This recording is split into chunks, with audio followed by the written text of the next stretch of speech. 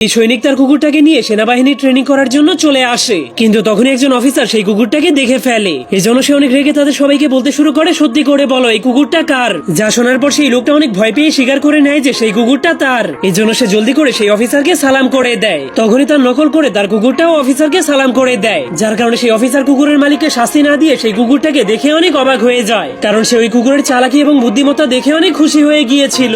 এজন্য সে ওই লোকটাকে তার কুকুরটাকে নিজের সাথে রাখার অনুমতি দিয়ে দেয়, যার ফলে এরপর থেকে সেই কুকুরটাও আর্মিদের সাথে ট্রেনিং নিতে শুরু করে। তখন কুকুরটা কিছুদিনের মধ্যে আর্মিদের মতো হাঁটা এবং আর্মিদের মতো কোনো নড়াচড়া না করে দাঁড়িয়ে থাকাও শিখে যায়। এমনকি সে 5 কিলোমিটার দৌড়ানোর পর আর্মিদের মতোই কাঁটাযুক্ত তারের নিচ দিয়ে পার হয়ে যেতে পারত।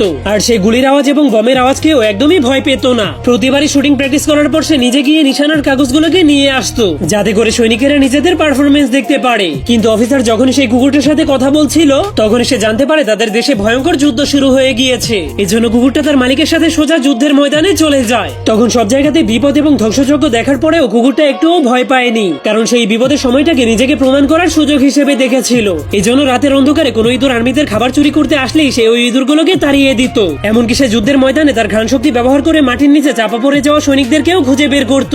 এরপরের দিন সেই কুকুরের মালিক তার কর্নেলের সঙ্গে একটা গোপন মিশনে চলে যায়। সেখানে যাওয়ার পর তারা জানতে পারে তাদের শত্রু তাদের উপরে কিছুক্ষণ পরেই আক্রমণ করে দিবে। এই জন্য তারা জলদি করে যখন এই খবর পৌঁছানোর জন্য তাদের টিমের কাছে যেতে শুরু করে, তখনই একটা শত্রু তাদের উপরে অর্ধেক রাস্তাতেই আক্রমণ করে দেয়। কিন্তু সৌভাগ্যবশত কুকুরটা চালাকি করে তার মালিককে ধাক্কা মেরে মাটিতে ফেলে দিলে সে তার শত্রুর গুলি থেকে বেঁচে যায়। এই জন্য এখন সেই গোপন খবরটাকে তার দলের কাছে পৌঁছানোর একমাত্র উপায় হলো কুকুরটাকে তার দলের কাছে পাঠানো। এরপর সেই লোকটা একটা গ্যাস মাস্ক বের করে কুকুরটাকে দেখালেই কুকুরটা সবকিছু বুঝে যায়। কিন্তু তখনই শত্রুরা বিষাক্ত গ্যাস দিয়ে চারদিক থেকে আক্রমণ করে দেয়। এই জন্য কুকুরটা ফুল স্পিডে দৌড়াতে দৌড়াতে তাদের ক্যাম্পে পৌঁছে যায়। এরপর সে সোজা অফিসারের কাছে গিয়ে মাস্কের দিকে ইশারা করতে শুরু করে দেয়, যা দেখার পর অফিসার সবকিছু বুঝতে পেরে অ্যালার্ম বাজিয়ে দিয়ে সবাইকে মাস্ক পরার জন্য সতর্ক করে দেয়। এরপর কুকুরটা পাশের গ্রামে গিয়ে আকাশের দিকে তাকিয়ে ঘেউ ঘেউ করতে শুরু করে দেয়। তখন গ্রামের সব মানুষের আকাশে বিষাক্ত ধোঁয়া দেখার পর জলদি করে মাস্ক পরে নেয়। এরপর তাদের ঘরের দরজা জানলাগুলোও বন্ধ করে দেয়। তখন সেই কুকুরের মালিক এসে জলদি করে তার কুকুরটাকে নিয়ে একটা গুদামের মধ্যে লুকিয়ে যায়। কিন্তু কুকুরের জন্য কোনো মাস্ক না থাকার কারণে আর্মি অফিসার একটা রুমালকে ভিজিয়ে কুকুরের মাথাটাকে ঢেকে দেয়। এরপর ধীরে ধীরে বিষাক্ত গ্যাস শেষ হয়ে গেলে সবগুলো মানুষই বেঁচে যায়। এই জন্য গ্রামের মানুষেরা কুকুরের জন্য একটা স্পেশাল পোশাক বানিয়ে কুকুরটাকে ধন্যবাদ জানায়। এমনকি সেই অফিসারও কুকুরটার জন্য একটা স্পেশাল মাস্ক বানিয়েছিল।